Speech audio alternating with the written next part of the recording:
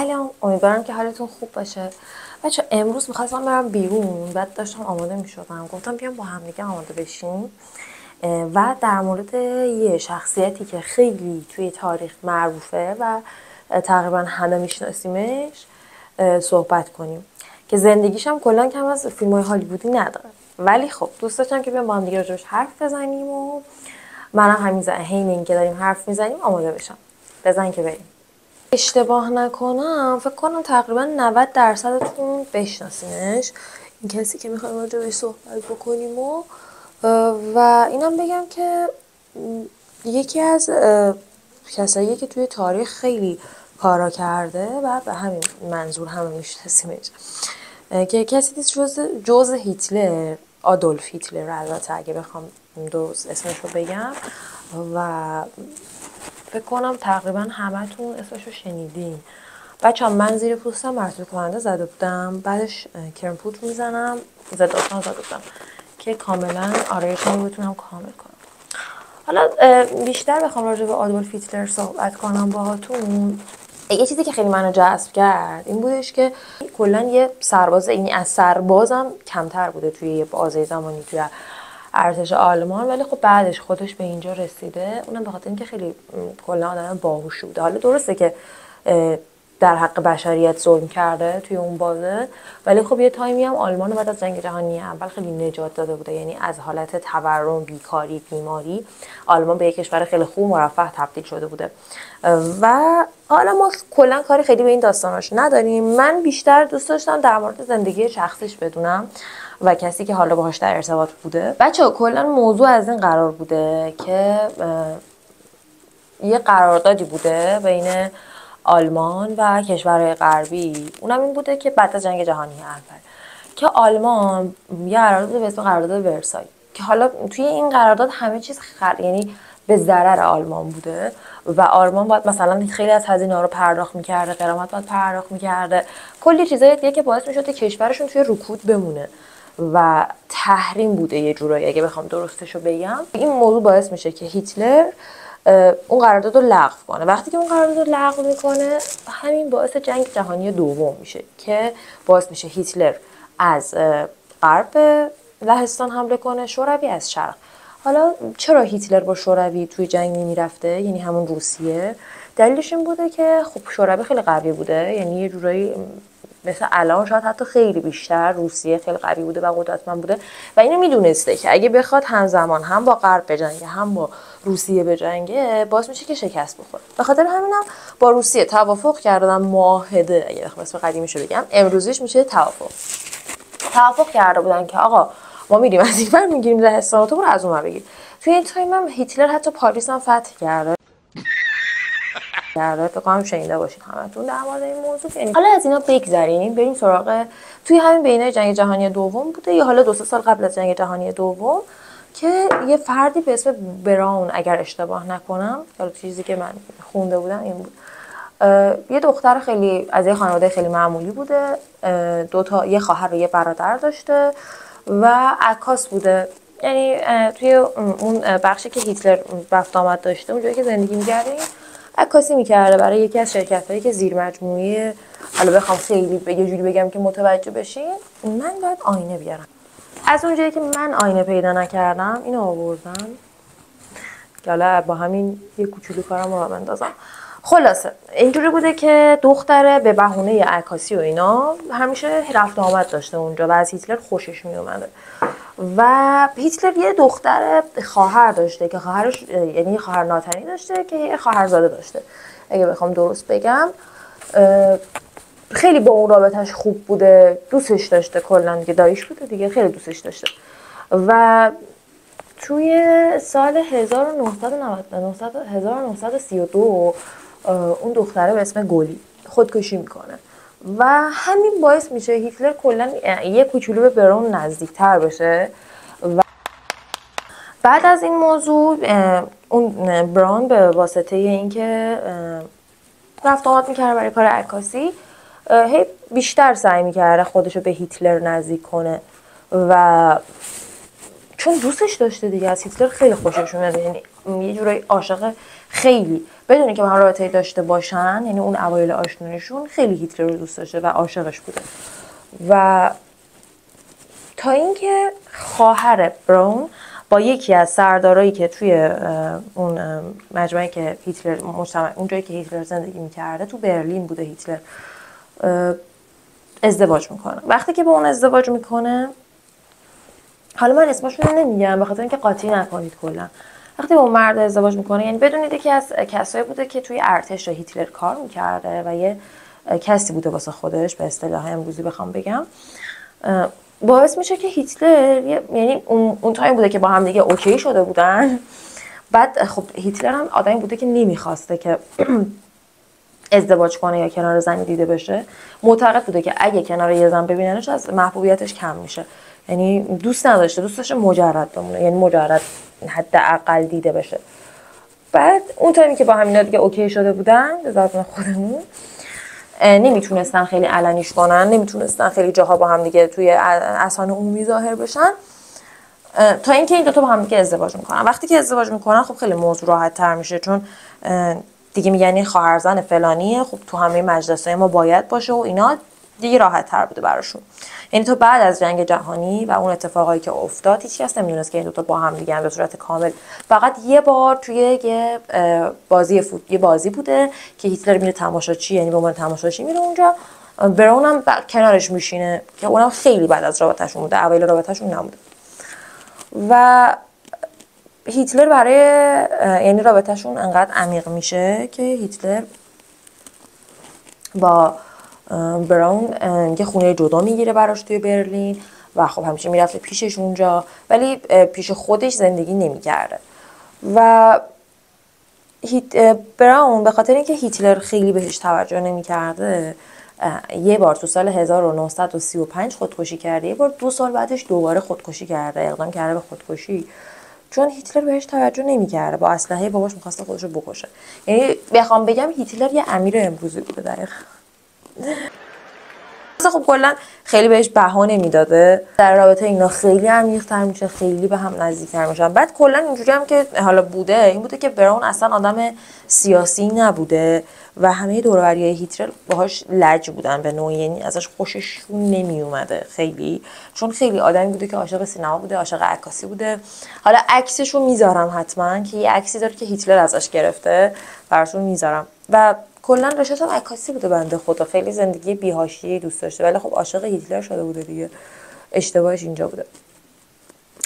همه اینا میگذره و اونجوری که اینم بگم تو این وسط‌ها خواهر هیتلر هم کلا مخالف این دختره بوده، همون خواهر ناتنی که گفتم دخترش مرده، کلا مخالف بوده و میگفته که با انگوش بهتره، گفته که این اصلا به تو نمیخوره، به هیتلر میگفته اصلا به تو نمیخوره، تو واسه چی میخوای با این باشی، این مثلا چی حالی چه از سیاست، تو باید یکی رو داشت کنارت نگه داری که خیلی دختر با سیاستی باشه، مثل تو باشه، باهوش باشه. خب براون کلا این شکلی نبوده، براون عاشق مثلا عکاسی بوده، عاشق سینما بوده، عاشق این بوده که مثلا لوازم آرایشی بخره. حتی یه تایمی میگن یه بازه قبل از جنگ جهانی دوم که آلمان رو تحریم کرده بودن که اجازه نمیدادن لوازم آرایشی وارد بشه، رفته بوده به هیتلر یک کاره گفته بابا یعنی چی، جمع کنین داستانا رو، بعد لوازم آرایشی بیاد و اینا، که همین موضوع باعث میشه هیتلر پیگیری کنه بعد دوباره لوازم آرایشی رو وارد کنه تو آلمان. و کلا این سبکی بوده دیگه، زن خیلی مثل خودمون بوده، بخوام راستشو بگم خیلی دنبال سیاست تا این موضوع نبوده، اصلا آدم سیاسی نبوده برام، ولی خب هیتلر رو دوست داشته. و اینم میگذره و اینا رابطه‌شون خیلی به هم دیگه نزدیک‌تر میشه، صمیمی‌تر میشه و یه جاهای هیتلر هم واقعا دیگه دوستش داشته، یعنی دیگه براون هم از خودکشی دست میکشه، هیتلر هم از امیر بودن میاد بیرون و واقعا عاشق براون میشه. حالا عاشق که خیلی راجع به این موضوع ننوشتن، ولی نوشتن که خب هواشو داشته و دوستش داشته، چون براون واقعا خیلی بهش وفادار بوده و کسی بوده که تحت هیچ شرایطی حاضر نبوده هیتلر رو ول کنه. و من برم موجامو بذارم برگردم. 2000 years. خب بچه من اومدم الان از این تینته بزنم و ادامه داستان گوش بدیم. این تینته هم از آنلاین شاپ خودمه، توی دیسکریپشن مثلا میذارم پیج اینستامو، اگه دوست داشتین میتونین بیاین ببینین. خلاصه داشتم اینو میگفتم، اینا رابطهشون خیلی با هم خوب میشه. جوری میزنم رو لبم بمونه که وقتی رژ لب میزنم خوشگل بشه. رابطهشون خیلی با هم دیگه خوب میشه و روز به روز با هم دیگه نزدیکتر میشن، روز به روز بیشتر عاشق هم دیگه میشن و خیلی همو دوست، یعنی داشته به جای رسیده که خیلی دیگه واقعا همو دوست داشتن تا اینکه وارد جنگ جهانی دوم میشن که دلیلش هم بهتون گفتم. هیتلر چرا وارد جنگ جهانی دوم شد؟ اونم این بود که برای آلمان خیلی شرایط بدی رو وضع کرده بودن و اصلا دیگه هیتلر با اون شرایط نمیتونست، چون اصلا کشور خیلی شرایط بدی داشت، بخاطر همین مجبور شد که وارد جنگ جهانی دوم بشه. بذار من این برام بزنم. و تا اینجا بهتون گفتم که یه خونه جدا داشتن توی برلین، ولی وقتی که وارد این از آن نشد خودمه، ولی وقتی که وارد جنگ جهانی دوم شدن براون اومد و پیش خود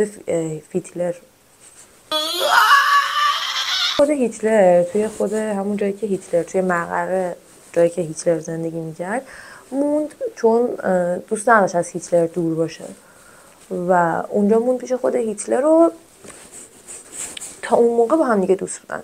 تا چه تایمی؟ براون 33 سالش بود، هیتلر 56 سالش بود. بچه‌ها واقعا براون عاشق هیتلر بوده. چرا؟ چون فکر کنید که حالا ما الان مثلا یه تایم خیلی طولانی و با این مونده و پاش بوده، به اصطلاح خودمون بخوام بگم، که هر کسی این کارو نمی‌کنه، از زندگیش بذاره بیفته دنبال تو که آیا تو بعد جنگ جهانی دوم میخوای با این باشی درست حسابی یا اصلا ازدواج کنی، چون سنشون دقیقاً اینجوری بوده که دیگه خب توی خارج از کشور هم مثل ایران دیگه محدودیت ازدواج درسته که ندارن، ولی خب از یه تایمی بعد وقتی رابطه‌شون طولانی میشه هم ازدواج میکنن. حالا بگذاریم و پاش میمونه و میاد اونجا که پیش هیتلر باشه، همیشه بهش نزدیک باشه، چون دوست نداشته ازش دور باشه. بخوایم مثلا تو اون شرایط، یعنی نشون میده که چقدر عاشقش بوده، که با اینکه میدونسته که ممکنه اونجا خطرناک باشه، داستان بشه براش، ولی مونده، گفته که من میمونم اینجا پیش هیتلر. اینا میگذره و بچه همون شوهر خواهری که گفتم با خواهر براون ازدواج میکنه، از یکی از آدمای هیتلر بوده و اینا. اون توی جنگ جهانی وقتی که میفهمه که دیگه برلین شکست خورده و همون روزاست که محاصره بشه، داشته با زنش فرار میکرده بره به یه جای دیگه، سوئد، که هیتلر میگیره و میکشتش، دارش ادامش میکنه و اون بنده خدا هم سوت میشه میره دنبال بازی. بعد تو این مواقع بوده که هیتلر دیگه بیخیال میشه، دیگه میگه حاجی ما داریم میمیریم دیگه، بذار برم بگیرمش، اینجوری که بوش میاد دیگه تمومه کار من، بذار من برم بگیرمش، چون دیگه حالا بالاخره هم دوست داریم دیگه، چه کاریه. و هیچ، توی همون جایی که مقری که هیتلر زندگی میکرده ازدواج میکنن. توی سن 33 سالگی براون و هیتلر 56 ساله با هم دیگه ازدواج میکنن و توی خیلی جنگ شدیدی بودن، یعنی فکر کنید که هر لحظه بمبارون میشده آلمان، اینجوری بوده شرایط که بعد دیگه هیتلر میگه که ازدواج کنیم با هم دیگه. یه موضوع دیگه که من بهتون الان یادم افتاد نگفتم این بودش که خب من بهتون گفتم که هیتلر خیلی جا رو فتح کرد توی جنگ جهانی دوم، لهستان رو گرفت، فرانسه رو گرفت، پاریس و فرانسه اینا رو فتح کرد. یه چیزی که باعث شد هیتلر شکست بخوره این بودش که با شوروی سرشاخ شد و همین باعث شد که هیتلر شکست بخوره. یعنی اونا چیکار کردن؟ حالا دیگه این سری اونا اومدن با شوروی بستن، غرب، منظورم بود که آمریکا علنا وارد جنگ شد و وقتی که این اتفاق افتاد، بعد اون تایم اینجوری بوده که یه راهی بوده، یه میانبری بوده از ایران، یه راه آهنی بوده که اگه یادتون باشه توی فیلم خاتونم بوده، اگه خاتون دیده باشی، اونجا پل پیروزی اینا بوده، یعنی تجهیزات جابجا می‌کردن. اگه فیلم خاتون دیده باشین کاملا از راه میفهمید. بعد این باعث میشه که هیتلر شکست بخوره. تا قبل از این برلین اوکی بوده، اینا داشتن حمله می‌کردن، ولی اونجا دیگه شوروی میره با آمریکا میاد تو جنگ و کلا متحد میشن. اینجوری میشه که دیگه هیتلر بنده خدا به سود شدن نزدیک میشه دیگه داشته به اصطلاح خودمون داشته جنگو میباخته و اینا فکر کنم 48 ساعت قبل از اینکه کلا برلین شکست بخوره با هم دیگه ازدواج میکنن و براون که خیلی خوشحال بوده ولی خب از یه طرف هم ناراحت بوده. بچه خیلی شرایط استرس‌زایی بوده. خودمون واقعا شما فکر کن مثلا با یکی ازدواج میکنی که طرف مثلا رئیس جمهوری مملکته، حالا بعد با اون شرایط با اون وضعیت استرس داره. واقعا اینو حق بدیم به بنده خدا، استرس‌زا بود. واقعا شرایط بدی داشته. یعنی من خودم آدمیم که کلا خیلی بچه من یه اتفاقی توی زندگیم افتاد و حالا یه روزی حتما اگه بشه واسهتون تعریف میکنم، ولی خب همون اتفاق باعث شده که من خیلی آدم استرسی بشم و کلا توانم برای تحمل استرس خیلی کمه و جایی که بهم استرس وارد شه اصلا نمیتونم بمونم. با این حال حتی اگه واقعا یکی رو خیلی دوست داشته باشم و شرایط برام کنار اون آدم استرسی بشه نمیمونم. یعنی اینجوری از استرس فراریم. حالا الان خودم میذارم جای براون. شما فکر کنید چقدر حالا تقریبا همه ما آدما از استرس بعدمون میاد.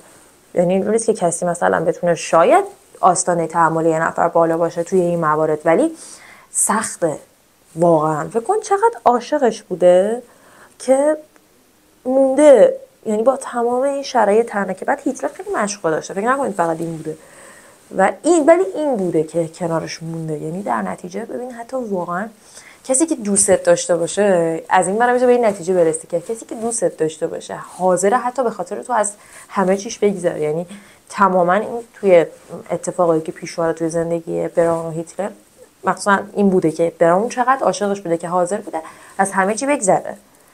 میدونسته حتی ممکنه بمیره، میدونسته که دیگه برلین محاصره داره میشه کم کم و دارن شکست میخورن، ولی با این حال باز اومده پیش هیتلر و باهاش ازدواج کرده.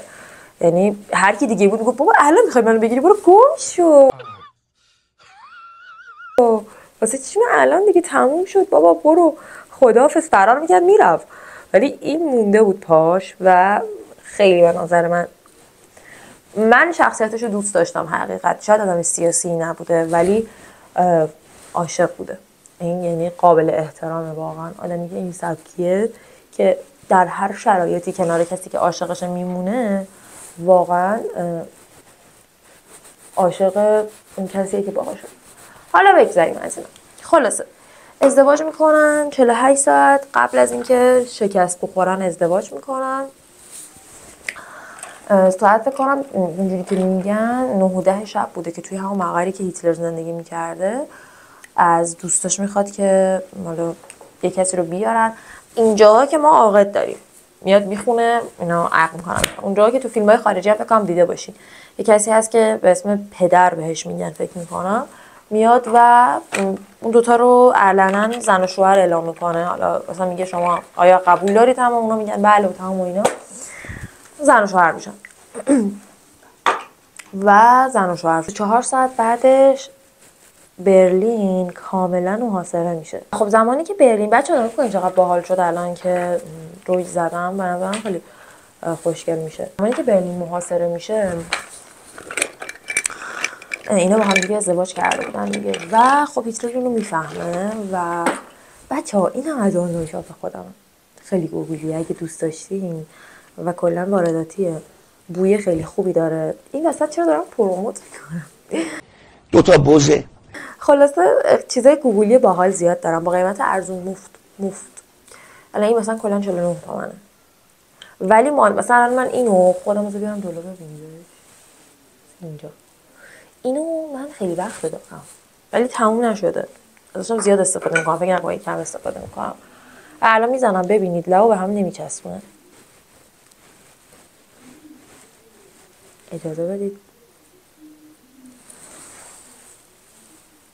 خیلی خوشگل میشه، بخرید اگه دوست داشتید. بعد لبم ببینید به هم نمیچسبه، این خیلی مهمه. وای من خیلی میره تو مخم وقتی برق لب بزنم بچسبونه به هم دیگه. آره خلاصه محاصره میشن و اینا. هیتلر اینو میفهمه و وقتی که میفهمه با براون لباس خواب سفیدشون رو میپوشن اونجوری که حالا از اهالی اون جایی که زندگی میکردن قصر بوده یا حالا جایی بوده، مقری بوده. من بهش میگم مقر چون نتونستم بفهمم که قصر بوده یا مقر بوده. به خاطر همینم میگم مقری که اونجا زندگی میکردن. خدمتکارایی که اونجا بودن بعدن گفتن که یه لباس سفید خواب با هم دیگه پوشیدن و متاسفانه قرص سیانور میخورن و زمانی هم که میرسن به جایی که زندگی میکردن. بچه‌ها اینم بگم که البته یه کار خوبی هم که برون کرده بوده که خودکشی کرده. واقعا اگه میمون قطعا خیلی اتفاقای بدتری در انتظارش بود و به این راحتی ها ولش نمی‌کردن. حالا زمانی که اونجا محاصره شده بوده عاقلانه ترین کارش بوده. خوش گفته داداش من بمیرم بهتره یا اینکه بیان سراغم مثلا هر کاری که بخوام با هم بکنن. و خب قاعدتا خودکشی منطقه ترین راه بوده واسش اون موقع. اینم بگیم راه دیگه ای نداشته. هم دیگه خودکشی میکنن، جسدشون رو آتیش میزنن و در نهایت میمیرن.